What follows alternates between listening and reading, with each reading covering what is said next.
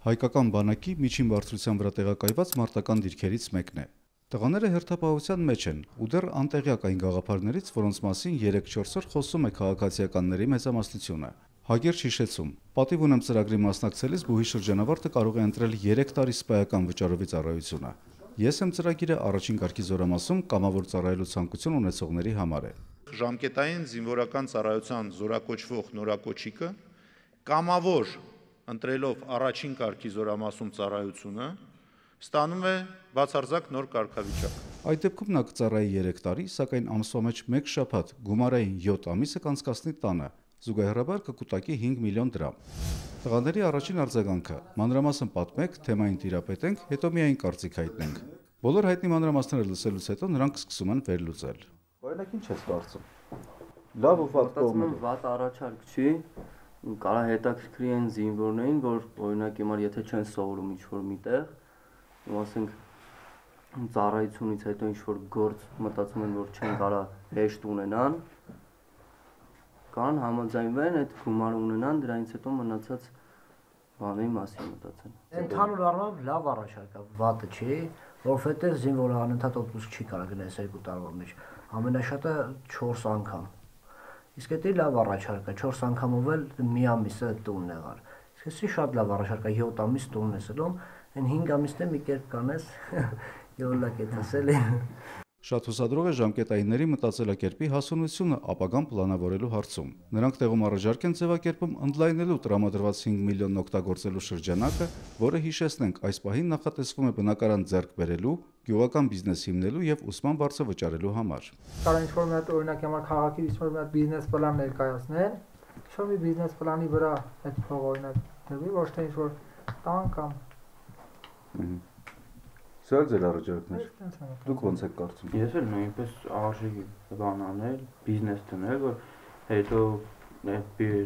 որ տուն առնես, կարող է փողը վերջանա, դրանից հետո այդ մենակ տան հույսով չես կարող ապրել։ Բիզնես դնես, որ դրանից հետո բիզնեսով քո մոտ նորից փող վերադառնա, փող կա, որ կարողանաս ինչ-որ բանով բիզնես պլանի վրա թող են ծախսեք, ոչ թե տան կամ անասնապահություն կամ Այսինքն դուք առաջարկում եք ընդհանուր առմամբ որևէ բիզնեսի ներդրմանը, ոչ միայն սահմանափակվել ենթադրենք գյուղական, հա? Հա, գյուղական, այսինքն քաղաքի պայմաններում է կարենան ինչ-որ փող ինչ-որ միտեղ ծախսեն, եթե ես օրինակ ունեմ տունը կամ ուսանողել չեմ, այդ փողը ուրեմն չեմ կարող ծախսեմ կամ մի հատ անկապ տուն առնեմ, ես մնա։ Դա ինչ-որ մի հատ բիզնես պլան ես մտածեմ, իրանց բիզնես պլան ներկայացնենք, այդ փողը կարողանանք այդտեղ ծախսել։ Հետաքրքիր է։ Դու ինչ ես մտածում։ Չէ, բիզնեսը ես առանձնապես եթե ուսանողականը ավելի հարմար է, ինձ ավելի հարմար էր, դե ուսանողները հիմա մեծ մասը պես ապահովված չեն վարձերում ուզեն ժամանակին, իսկ 5 միլիոն դրամը ես մեր հանրապետությունում բոլոր համասարաններում էլ լիարժեք հերիքում է վարձերը տան, ավելի շատ լավ է այդ ուսանողականի տարբերակը։ Ես եմ եւ պատիվ ունեմ ծրագրերն այս տղաների վրա չեն տարածվի։ Նրանցից 3-ն ամռանը զորացրվում է։ Արդեն տրամադրված են ծառայությունն ավարտելուն։ Մյուսներից կեսկատակ հարց է հնչում. հիմա եթե ցանկանային երկարացնել, կվճարեին այդ 5 միլիոնը։ Որպես եզրափակում զինվորներն իրենց անունից լիազորում են փոխանցել։ Այո, հետաքրքիր է եւ երևի ապագա նորակոչիկների 90%-ին կհետաքրքրի։ Ազգանակ համաժողովում այս շաբաթ հնչած կարևորագույն միտքը զոհված եւ առաջին կարգի հաշմանդամ ազատամարտիկների ընտանիքների բնակարանային հարցի լուծումն էր։ Խնդիրն առաջադրեց երկրի նախագահը կոնկրետ ժամկետ նշելով։ Ես արդեն հանձնարարել եմ պաշտպանության նախարարին,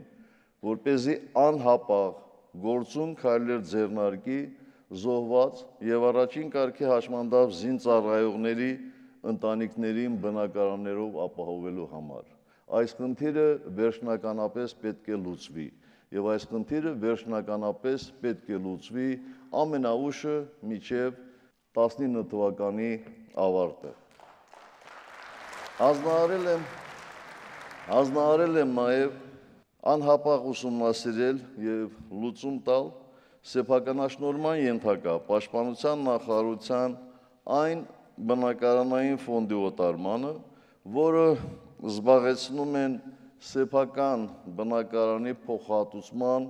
իրավունք ձեռք բերած մեր զինծառայողները։ Հաջորդ օրը տեղեկացվեց, որ նախարարությունն այս հարցով ակտիվ զբաղվում է։ Երկար տարիներ, ինչպես հայտնեց Վիգեն Սարգսյանը, հերթագրումը երբևէ լիարժեք չի ուսումնասիրվել։ Նույն խնդիրը կա առաջին կարգի զինվորական հաշմանդամների դեպքում։ Պետք է վերահսկվի ցուցակների որակը, որովհետև հաճախ այդտեղ ընդգրկված անձինք արհեստականորեն են փորձել համապատասխանել պահանջվող չափանիշերին։ Եվ իհարկե մենք ունենալով բավականին սահմանափակ ռեսուրս ու հասկանալով, որ գործ ունենք հանրային ռեսուրսի հետ, պետք է փորձենք այնպես անել, որ առավել մեծ արդյունավետությամբ օգտագործենք եւ դրանից օգտվեն այն մարդիկ, ովքեր իրոք այդ խնդիրը, այդ կարիքը ունեն։ Հայկական բանակի սպայական կացարաններից մեկն է։ Խնդիրն անշուշտ վերաբերում է նաև գործող սպաներին, որոնց դեպքում բնակարանով ապահովումն էլ ավելի գրավիչ կդարձնի սպայական ծառայությունը։ Առաջինը